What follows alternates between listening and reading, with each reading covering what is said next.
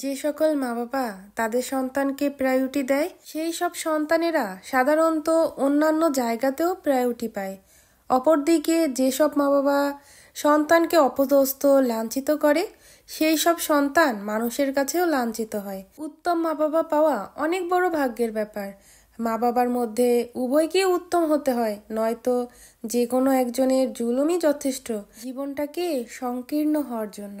সত্যি মা বাবা হওয়াটা যতটা সহজ, সন্তানের অন্তর থেকে শ্রদ্ধা ও ভালোবাসা অর্জন করা ততটাই কঠিন। সন্তানের মনে আদর্শবান মা বাবা হতে হলে নিঃসন্দেহে অনেক বেশি এফোর্ট দিতে হয়। ব্যতিক্রম কোনো কিছুকেই উদাহরণ হিসেবে ধরা হয় না।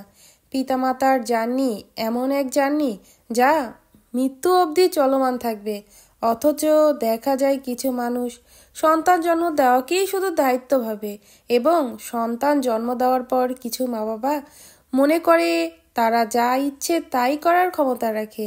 তারা জুলুম তো করেই, সেটা আবার অহংকারের সাথে বলে বেড়ায় তার পেট থেকে বের হয়েছে তাই সে যা ইচ্ছে তাই করবে। তারা ভাবে তারা দায়িত্বশীল মা বাবা, মরার পরে সৃষ্টিকর্তা তাদেরকে বাহবা দিবে, তোমরা তো দায়িত্বশীল মা বাবা।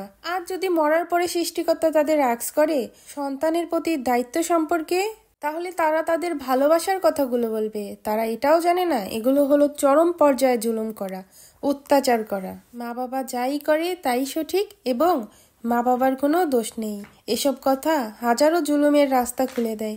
মা বাবা জুলুম করলে তাদের উপর জুলুম করা যায় না, এটা তো ভগবানের দেওয়া সীমারেখা।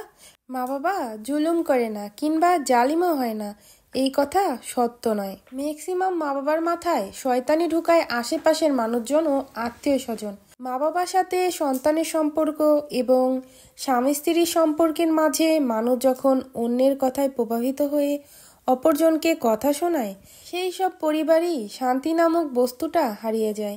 মানুষ যখন নিজের অবস্থা নিয়ে সুখী হয় না এবং সব সময় অন্যের সাথে তুলনা করে বেড়ায়, তারাই নিজের আপন মানুষগুলোকে নিয়ে সুখী হতে পারে না। ছোট একটা জীবনে সুখী হতে হলে অন্যের সাথে তুলনা করাকে ফুল স্টপ করে দিতে হয়।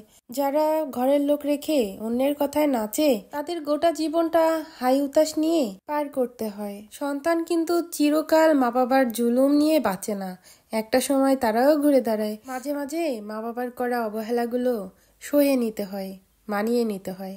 মা বাবার ভুল না, সন্তানের ভুল বিশাল ভুল।